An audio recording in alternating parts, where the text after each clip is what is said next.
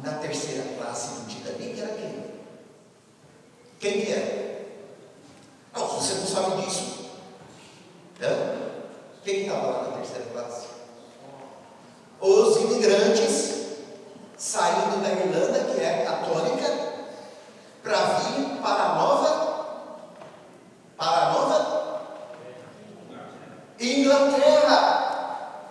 A Inglaterra tradicionalmente é protestante. Os dois países se odiavam. Católicos e protestantes, radicalíssimos. Então, a Inglaterra ricos, né? A primeira, Brookline, aqui nessas cidades ricas, Snake, aqui de perto, né? Todas essas cidades, Wellesley, eram de pessoas inglesas. Esses casarões que vocês têm aí eram de católicos, não eram de irlandeses. Os irlandeses eram muito pobres, eles estavam lá na terceira classe. Católicos. E o irlandês católico, tadinho, a pior coisa para eles era ser sepultado num túmulo não consagrado e viajar, ou andar com algo que não fosse abençoado por um padre ou alguma coisa assim. E por vingança, os navios todos eram batizados com nomes pagãos para ofender os irlandeses e os imigrantes. Não pensem que os imigrantes irlandeses católicos, quando chegaram aqui, a vida deles foi fácil, não. Se você está achando que a sua vida está muito difícil, foi muito difícil. Vem aqui e conversa com os velhinhos aqui na igreja.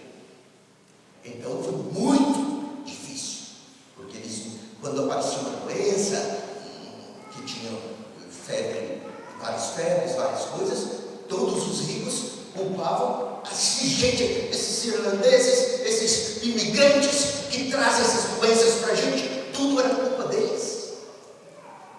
Então, o que está acontecendo com a gente aqui hoje não é nada de novidade, deixa de ser loucos. Aí, alguém ricaço ordena lá a Hollywood que não vamos para a nossa imagem, pegou muito mal essa coisa.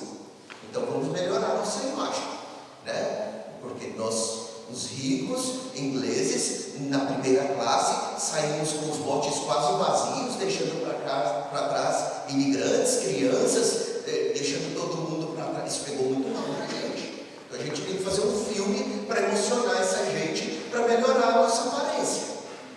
Então, aí lá no filme, a moça da lindíssima rica da primeira classe, inglesa, ela se apaixona por quem?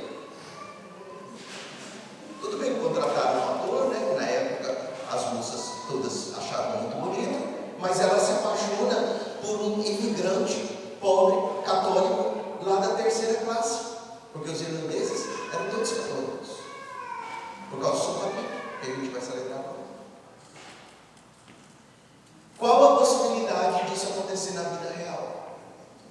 É a mesma coisa de você estar lá esperando o seu avião para entrar na classe econômica e alguém da primeira classe vir e te chamar para ir com ele na primeira, ou com ela na primeira classe, e dizer que se apaixonou por você só de te ver ali na fila. Olha, meus queridos, você que viaja de classe econômica nos aviões, você nem vê, você nem passa pelos da primeira classe. Eles entram primeiro e eles saem primeiro. E era assim também no Titanic. As alas eram completamente separadas. Então, aí vai uma boca lá no cinema e você fala, a moça se apaixonou, a moça inglesa. Você fala, não, isso não acontece. Isso não acontece, só no filme. Então, a Bíblia, a história de Deus, o que a gente está celebrando aqui hoje, o batismo que amanhã vocês vão receber, não é só para uma emoção fajuta de, o padre chegou com o Santíssimo, os irmãos cantam lindíssimo mesmo, né? A gente se emociona quando eles cantam, mas a nossa fé não pode estar baseada na emoção. Precisamos de coisas mais profundas. Por isso que São João Batista, Jesus fala, é preciso dar fruto, mesmo que alguma semente se perca. E Jesus fala que no reino de Deus, uma semente, ele fala que no reino de Deus, as sementes que caem em uma terra boa, elas produzem a qual proporção? Ninguém prestou atenção? Não. De 30, de 60 e de 100, né? Por um. A cada semente, 100 grãos. Isso, Jesus usa uma conta exageradíssima, né? Para dizer o que é o reino de Deus. Como lá, as bodas de Caná, tudo. Quando Jesus quer enfatizar, ele usa um exagero. Aqui nos Estados Unidos, hoje, com fertilizantes e todas as coisas, na terra mais bem produtiva, aqui nos Estados Unidos, quando se planta milho ou alguma coisa, qual é a maior proporção que se atinge das sementes? Minha gente, tem gente que mora aqui há muito mais tempo que eu e não sabe nada do país. Se você compra uma fazenda, é por isso que muita gente compra uma fazenda e depois não sabe, né? Mas o máximo que se consegue de produção hoje, com tudo de fertilizante, irrigação e contra sementes, né? Não é que veio uma pomba e pousou na cabeça de Jesus, não é isso que eles estão falando, né? O que o texto está falando é que como uma pomba, né? Da mesma maneira que o revoo de uma pomba, eles viram aquele sinal do Espírito Santo, essa voz do Pai: este é o meu filho amado, em quem me compraz, ou seja, o único capaz de agradar o coração do Pai. Quem é? Jesus. O único. Você pode fazer qualquer culto que você quiser, pode fazer aqui uma roda, pode cantar, pode jogar a voz para cima, pode fazer você pode inventar qualquer culto que você quiser, como na internet você acha todo tipo de culto que você quiser. Mas qual foi o único culto que o Pai do céu pediu? Qual o único culto que agrada o coração do Pai? Jesus. Por isso ele fala: este é o meu filho amado, no qual eu me comprazo. Então por isso a gente tem esse momento, né, do batismo de Jesus. Depois o Senhor vai à quaresma, né, faz essa quaresma que todos nós estamos passando, que é o momento da tentação. Então ele é tentado, né, pelo diabo no deserto por 40 dias, né? Então aqui estamos. Vocês lembram que os apóstolos estavam sendo batizados? A quaresma e essa tentação de Jesus ali pelo diabo está falando do primeiro rito do batismo. Os primeiros irmãos que iam receber o batismo, os primeiros irmãos da fé que os apóstolos formaram para então batizá-los, depois de terem sido batizados por Jesus, eles passavam por longos ritos, e um desses ritos eram ritos dos exorcismos, que também não foram inventados pelos cristãos, já existiam lá atrás. Então, o que era o rito do exorcismo? Não tinha ninguém revirando a boca, nem tendo ataque epilético, nem não tinha nada disso. O exorcismo, a pessoa vinha na frente da comunidade e dizia: até hoje eu fui uma adúltera, eu traí minha esposa com prostitutas, com a fulana, mas hoje eu renuncio a isso. E por isso essa pessoa estava sendo exorcizada. Lembra no rito do batismo? Quem já batizou sua criancinha, o padre tem que perguntar aos pais e aos padrinhos: renunciam ao demônio? Não, a resposta é: renunciem. Tem que dizer isso, né? É um sumário, um resumo desse momento. Isso é o exorcismo. Os irmãos vinham até hoje o dinheiro tem me controlado, eu tenho feito tudo, mato, faço o que quiser, mas eu tenho dinheiro, e o dinheiro a escravidão é o diabo que controla a minha vida, e hoje eu venho aqui, após ter vendido e dado aos pobres, e renuncio. Esse é o exorcismo. Isso é o rito do exorcismo. Não é essas coisas ridículas que a gente vê em filmes, em nada disso. Então Jesus passa por esse rito também ao ir para o deserto e ser tentado, né? O diabo oferece a Jesus muitas coisas, né? Contempla todos os reinos, eu tirarei tudo isso, né? E Jesus diz, dá as suas respostas com a palavra. Ou seja, Jesus também passa pelo rito do exorcismo. Ele recusa todas aquelas ofertas que o diabo lhe faz. Então é isso que nós temos aqui nesse momento da quaresma, né? Depois temos já lá no capítulo 5, Jesus faz as bem-aventuranças, né? Que antes de mais nada, dizermos que o fim não está aqui. Há uma recompensa futura, que também já era a pregação dos apóstolos, né? Então, nem tudo é para esta vida, né? Há uma vida futura. Então, é o que Jesus nos fala ali, nas bem-aventuranças. Depois Jesus nos anuncia: vocês são o sal da terra e a luz do mundo. O rito do sal também está ligado ao rito do batismo. Lembram que no rito do batismo o padre traz o que para as mamães e pede para elas colocar na boca das crianças? O sal. Para abençoar a água tem que se colocar o sal. Da onde vem isso?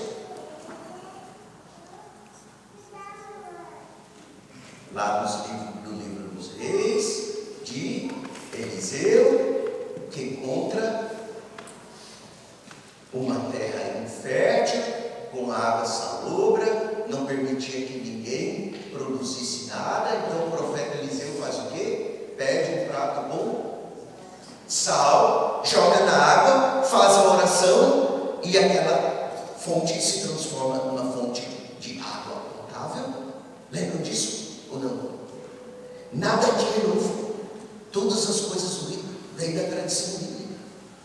Então, por isso, o sal é um elemento que era usado pelos profetas na religiosidade natural como uma maneira de simbologia, de cura, de exorcismo também. Então, por isso, se usa o sal, né? Jesus então fala: vocês batizados, vocês se tornam o sal da terra, né? Mas se o sal perde o sabor, ou seja, não produz fruto, voltando à parábola do semeador, de que adianta? Não adianta de nada. Vocês são a luz do mundo. A luz tem que iluminar. Ou de uma bonitona, né, que fica ligando: ai, meu amorzinho, como você está hoje? Eu te amo. De manhã já acordou, neném? Como você está? Já escovou os dentinhos? E a pessoa entrega tudo, todos os bens dela. Se pudesse, vendia até um dos parentes e tudo para dar da carência. Não é este amor que estamos falando, porque isso qualquer um te diz, né? Você dando seus bens, dando dinheiro, qualquer pessoa faz. Mas é esse amor do sacrifício, né? Como falava o exemplo dos irmãos que estão dando a vida. Eles também têm filhos, podiam estar com as crianças deles, ou podiam estar em casa comendo pipoca, assistindo Netflix ou qualquer coisa, mas estão aqui conosco. É desse amor, na dimensão da cruz. É assim que os primeiros cristãos se referiam. E aí ele diz: quem fizer isso, se amar na dimensão da cruz, receberá o Espírito Santo, o auxiliador. Auxiliador é a mesma palavra para graça, né? Receberá as graças, porque a gente não tem forças, né? Para fazer as coisas, muitas das coisas que Jesus nos ensina vão muito além da nossa natureza. Então a gente precisa da graça de Deus, né? Uma pessoa nos bate de um lado, oferece o outro. Ora, naturalmente a gente não tem, não trazemos em nós isso. Naturalmente, se alguém nos bate do lado, o que a gente quer fazer?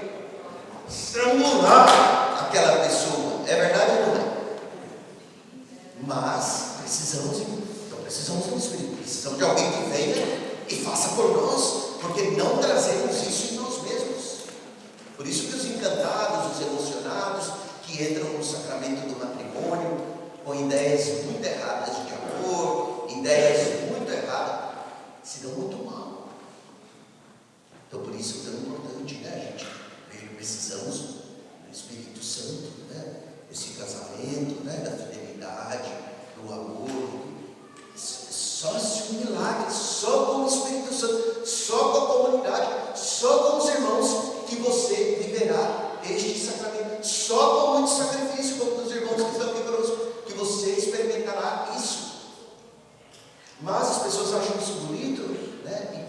levar para a vida. E eu vou me casar, vou fazer a festa, vou fazer isso, vou fazer aquilo. Diz, mas não, eu não quero a comunidade. Não, não quero Jesus. Não, não quero a palavra. Não, não quero nada. Mas quer, né, tudo do matrimônio. Uma pessoa que me ame, uma pessoa que goste de mim, uma pessoa que vai estar comigo na alegria até na hora da minha morte. E isso as pessoas querem. Mas a outra parte necessária para que isso aconteça e para que o Espírito Santo chegue e te dê a graça de amar alguém, as pessoas rejeitam. Por isso a gente vai entendendo, né? Porque o sacramento do matrimônio cada vez mais vai deixando de existir. Né? Então, São João, por fim, né, aceita batizar Jesus. Então, imediatamente, quando Jesus é batizado por São João Batista, acontece um milagre, né? Acontece um sinal visível. Qual era? Qual foi? Sim, mas mais específico. O que acontece? A voz do Porque céu. senão uma bombinha deu uma revoada. Não, o que acontece? A voz de Deus falar, pois é meu filho amado. Eles também, né? Mas primeiro eles veem, né, como que fisicamente um milagre, eles veem o Espírito Santo descer sobre Jesus Em forma de pomba. como se fosse uma pomba. Já viram o pombinho quando vem, né? Então eles puderam ver o Espírito Santo se unindo à humanidade de Jesus, né? O Senhor é Deus, o Pai, o Filho e o Espírito Santo sempre estão juntos.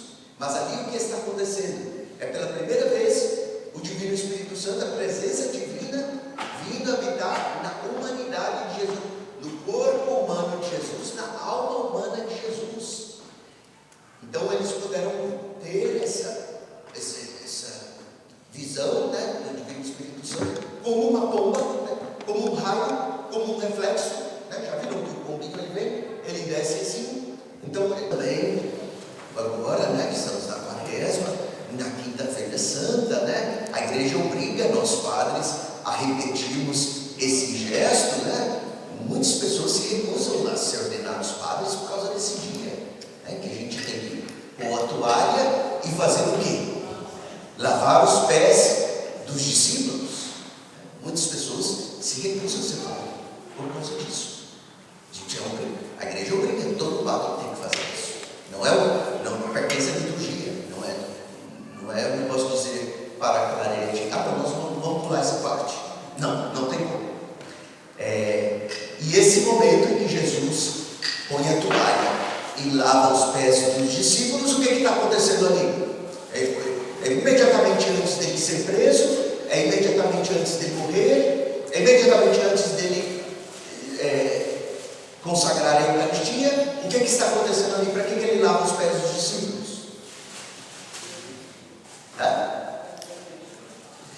Eu estava falando para vocês dos ritos, né?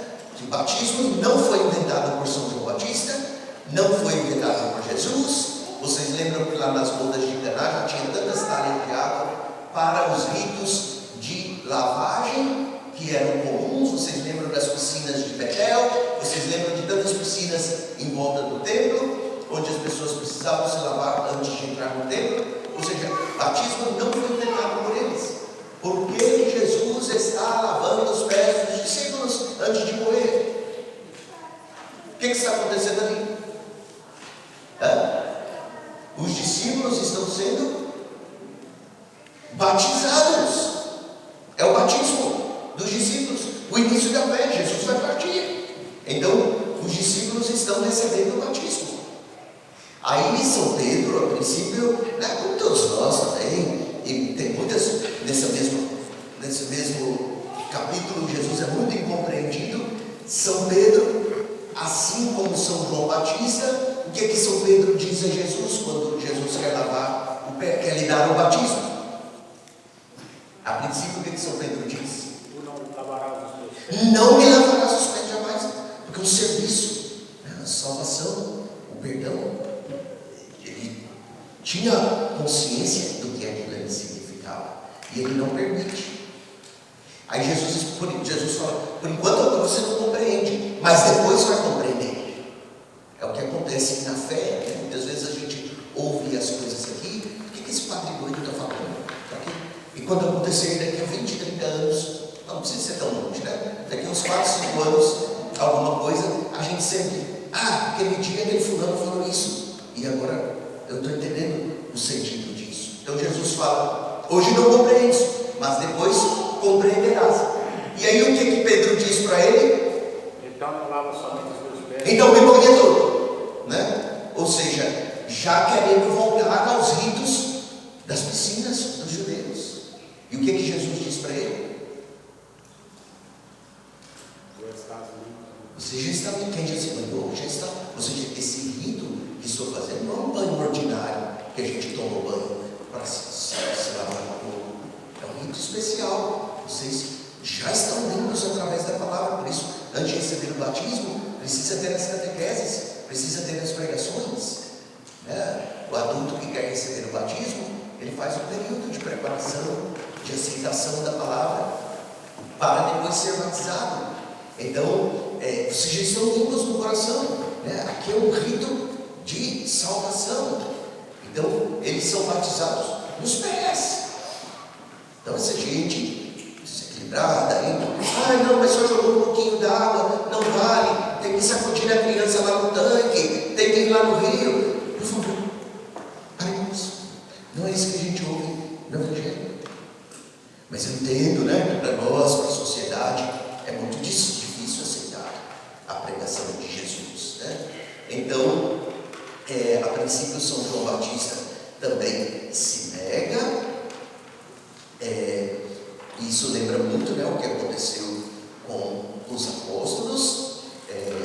No final, Jesus pede aos discípulos que se amem uns aos outros, né? No final lá naquele momento em que os apóstolos são batizados, imediatamente após serem batizados com a lavagem dos pés, a única recomendação que Jesus faz é que eles se amem uns aos outros. Não é amor de sentimento, de emoção, né? Os emocionados da vida. Não é esse amor, né? Um amor na dimensão da cruz. Como é o amor na dimensão da cruz? O amor de dar a vida. Por exemplo, os irmãos que estão aqui hoje para nós, né? No louvor e tudo, eles não têm schedule de casas? Tem ou não tem? Sim. Tem, mas estão dando a vida para nós. Eles têm filhos como a gente, né? Os outros irmãos que estão servindo, os que estão em intercessão, os que limparam aqui ontem para a gente. Será que quem limpou, preparou aqui ontem para a gente, não estava cansado também de ter trabalhado ontem, sexta-feira, o dia inteiro? Não. Isso é que é o amor. Esse amor, né? Te amo, qualquer um, pagando, então qualquer um te diz, eu te amo, que amo você, né? Pagando bem, você recebe até mil meses, não vem? Tem vários desses esquemas, né? Essas pessoas, fraudes, né? Que fraudes de sentimento, né? O fulano joga uma foto lá, de bonitão, mensagem, né? Que é ouvir a palavra e produzir frutos, né? Esse é o sentido da parábola que Jesus nos está contando. Mas para a gente entender mais profundamente essa parábola, quando a gente está no tempo da Quaresma, e também um momento muito importante da gente fazer uma reflexão na vida por tudo que temos passado como imigrantes, né, e distantes da nossa casa, das pessoas que amamos. Vamos pegar um pouco mais atrás, né, quando nós temos Jesus, que primeiramente vai aderir à pregação de São João Batista. Vocês lembram qual era a primeira pregação de São João Batista? Quem se lembra? O que São João Batista dizia para as pessoas? Alguém lembra? A gente está comemorando esse ano o martírio de São João Batista. Quem se lembra? Pregação inicial. Primeira coisa que ele diz. Alguém lembra, não? E foi que a gente ouviu também lá na quarta-feira de cinzas, quando recebemos as cinzas.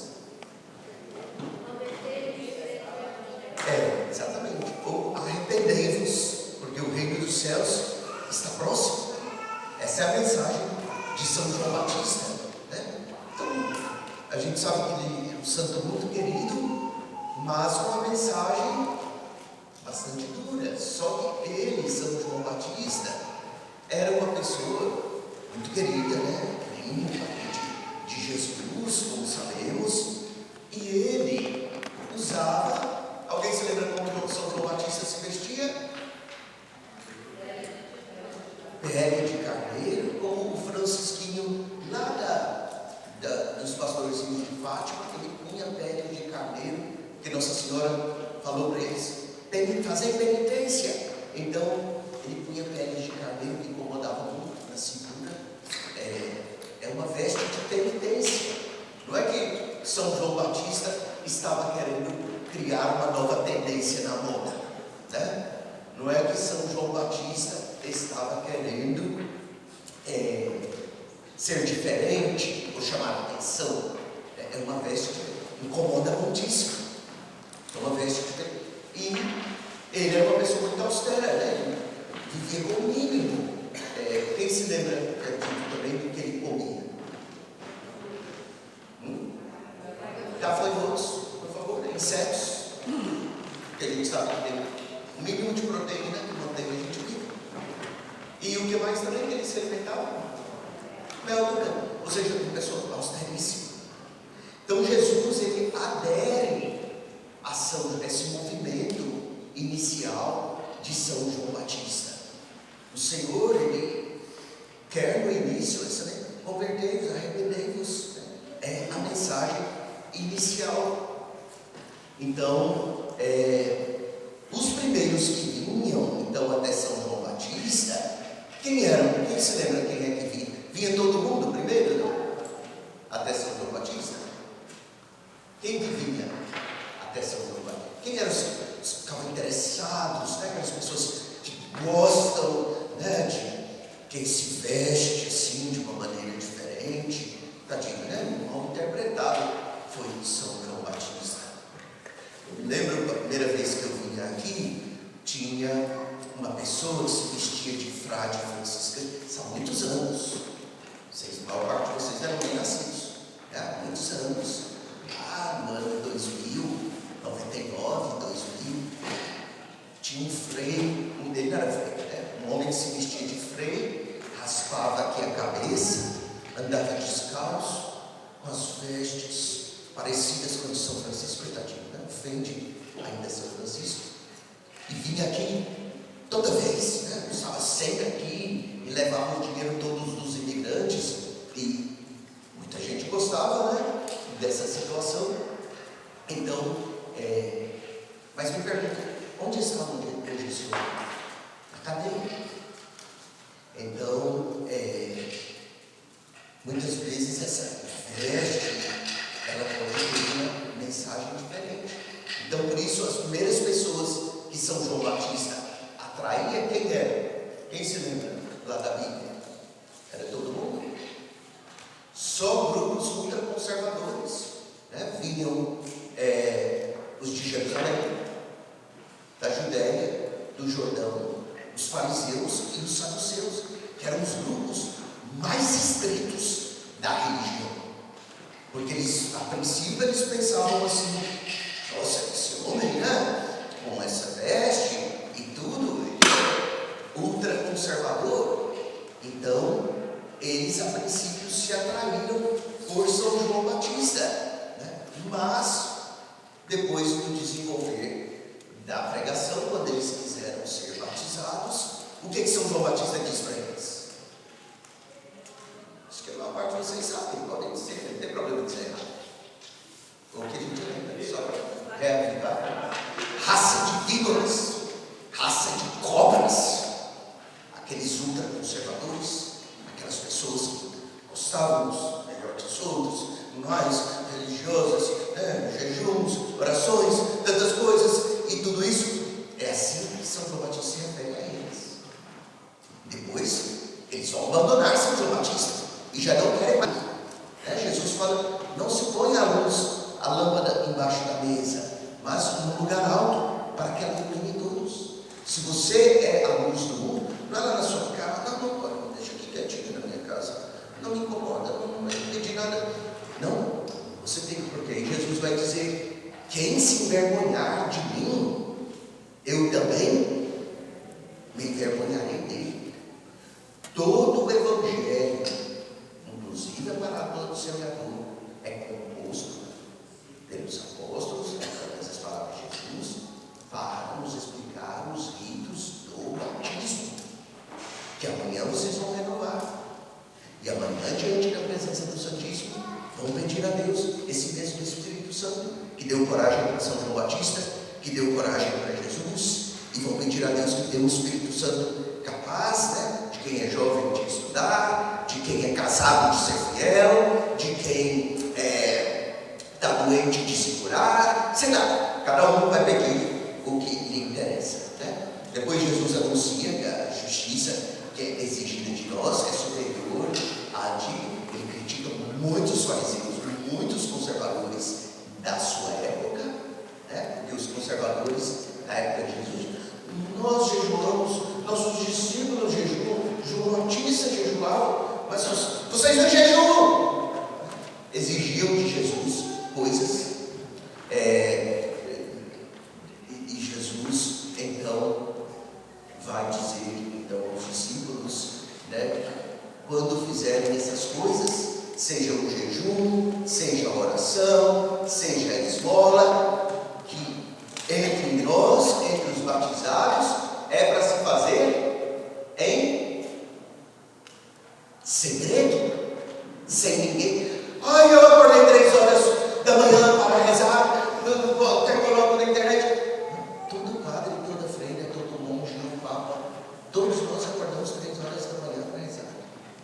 Que dia vocês já viram o papa ou alguém fazendo alarde por causa disso? Querendo se Jesus ordena que se você for fazer sua oração, que você faça em segredo. Que a sua mão direita, se você der uma esmola, não saiba a esquerda, ou seja, a seu melhor amigo que está do seu lado direito no dia do seu aniversário. Que se você fizer uma esmola, nem o seu melhor outro amigo que está na sua esquerda vai saber da sua esmola. Essa coisa que as pessoas fazem hoje para a internet e se vestem, sei lá, como imitando, se dizendo franciscanos, se dizendo outras coisas, esses gurus que a gente tem de internet, isso não vale de nada. A ordem de Jesus, mas Jesus vai mais além, ele já era criticado porque não jejuava.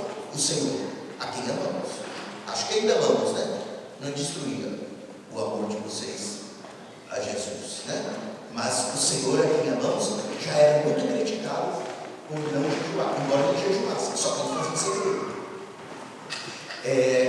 Mas ele dá uma ordem aos discípulos, como a gente viu na quarta-feira de cinzas, que vai tornar a vida dos discípulos mais difícil ainda. Que ele fala: quando jejuares, quando vocês fizerem penitência, faça além disso o quê? Lave o rosto e perfume a cabeça. Lembram? Lá os orientais usam o óleo, o Moroccan oil, que as mulheres passam no cabelo. Isso é só em dias de festa que se usa. Então Jesus manda que eles fazem coisas que são dos dias de festa, ou seja, eles seriam criticadíssimos por causa disso. Mas Jesus não se importa com essas coisas. Então, o grande combate de Jesus nesse primeiro momento é com os ultraconservadores, que o criticam, que o recusam. Esse homem faz refeição com os pecadores. Este homem não faz jejum, não faz oração. E aí Jesus ensina a oração do Pai Nosso. Como é a oração do Pai Nosso? Muito simples, muito pequena. Os discípulos de João falam: Senhor João Batista ensinou os discípulos dele a orar. Ensina-nos também a fazer nossa oração. E aí, vocês católicos, vocês todos serão até o fim ridicularizados, porque as pessoas vão dizer: não, vocês só sabem rezar, palavras pequenas, coisas que não emocionam, não fazem chorar, vocês não sabem orar, vão dizer para vocês. Mas quem ensinou você a rezar? E ainda Jesus fala, quando orardes, não sejam como os pagãos, que aumentam e falam muitas palavras achando que vão ser ouvidos, porque estão emocionando as pessoas. Mas quando for orar, diga Pai Nosso, e aí você já sabe o resto. Então é o próprio Senhor que nos diz: isso aqui não é um circo, isso aqui não é um teatro, isso aqui não é uma rompia onde a gente vem para se emocionar, né? A gente, eu vou lá assistir no cinema o Titanic porque eu quero chorar, eu quero me emocionar muito com o amor daqueles dois. Meus queridos, os velhinhos aqui da nossa comunidade, aqui de Alça, a maior parte deles são irlandeses. Os irlandeses são católicos. Quem vinha lá, desde o início da renovação do seminário, foi composto desses 2 dias, né, onde a gente se prepara através da escuta da palavra de Deus, do louvor e também das canções, do convívio, que é muito importante. Outro ponto que a gente às vezes se esquece, que é algo fundamental, a gente vai falar sobre isso, para a gente receber o Espírito Santo, que é o convívio dos irmãos. Estarmos também na igreja, são os pontos fundamentais do seminário de vida do Espírito Santo. Para quê? Para renovarmos o batismo. Vocês lembram lá dos apóstolos de Jesus, né, que ficou muito feliz sabendo que os samaritanos tinham aceitado a fé. Vocês lembram que os samaritanos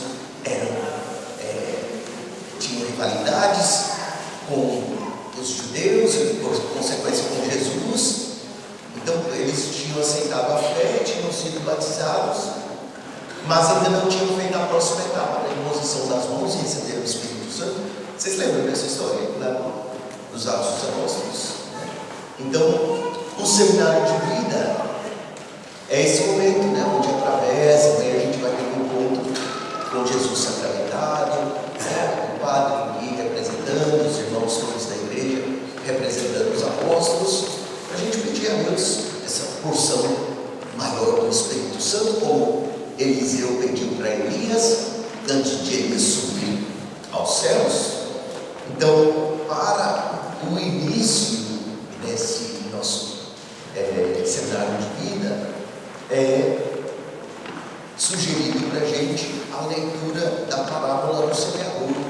Muitos de vocês têm a Bíblia ou não? Só vamos ler Mateus 13, 4 a 9, onde a gente tem a parábola do semeador.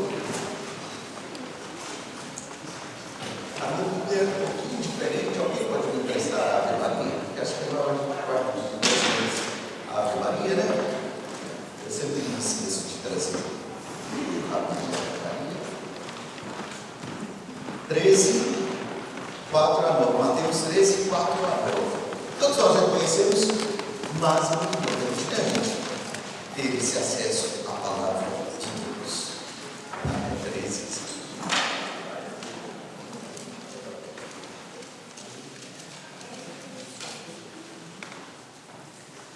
Disse ele: um semeador saiu a semear, e semeando parte da semente caiu ao longo do caminho.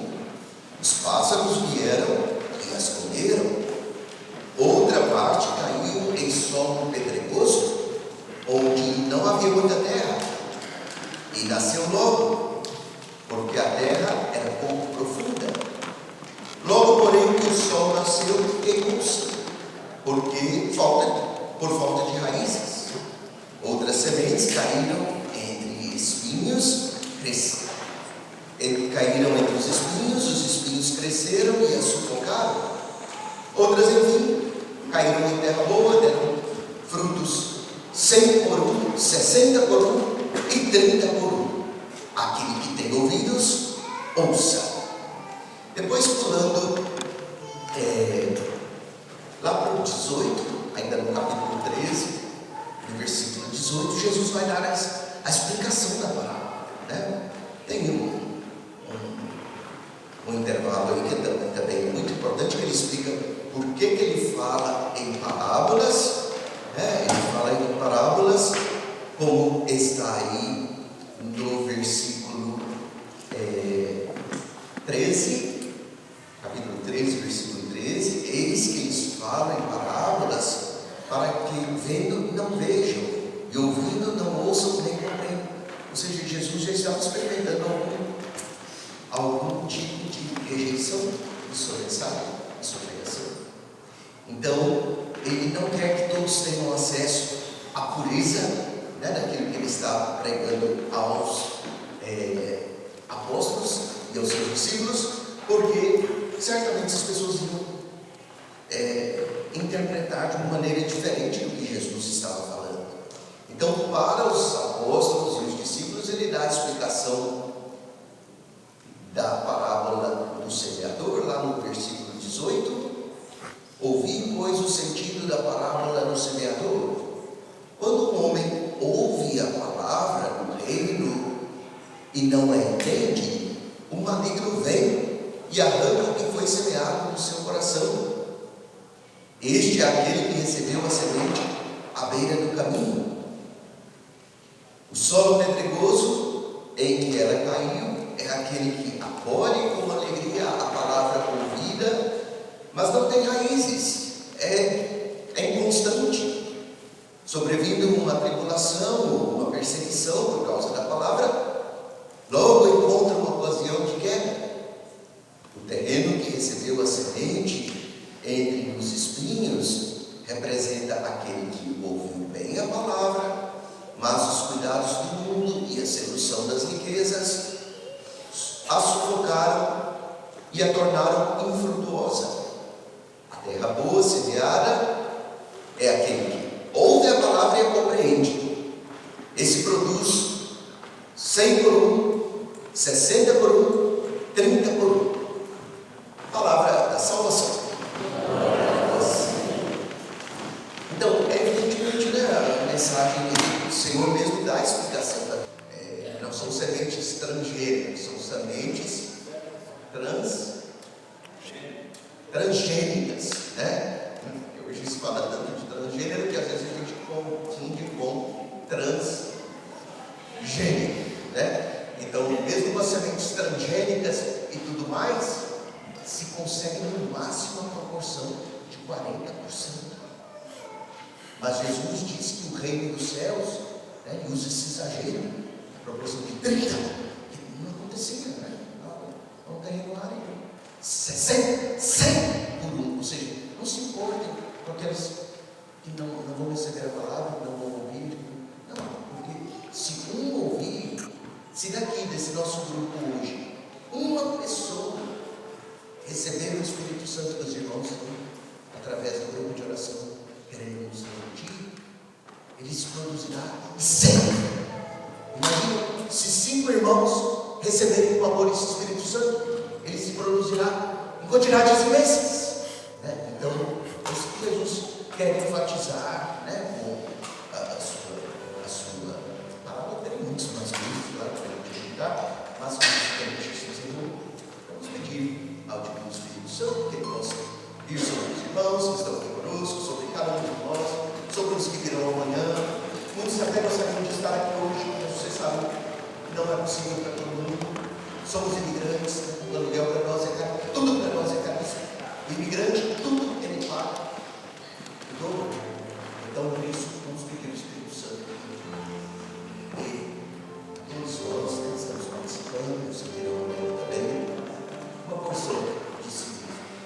Vinde, Espírito Santo, enche os corações dos nossos fiéis, acendei o fogo do nosso amor, enviai o vosso Espírito, tudo se fará e renovareis a nossa fé. Oramos, ó Deus, que instruís os corações dos nossos fiéis, a luz do Espírito Santo, fazei aceitemos plenamente todas as coisas, segundo o mesmo Espírito, que gozamos sempre da sua consolação. Por Cristo, Senhor nosso. Vamos pedir também a São Miguel Arcanjo, porque só ele sabe quantas cabeças de demônio você precisou pisar para estar presente aqui hoje. A preguiça, os $100 que você deixou de ganhar, as críticas das pessoas, vai você para a barra da saída do parque. Tantas cabeças de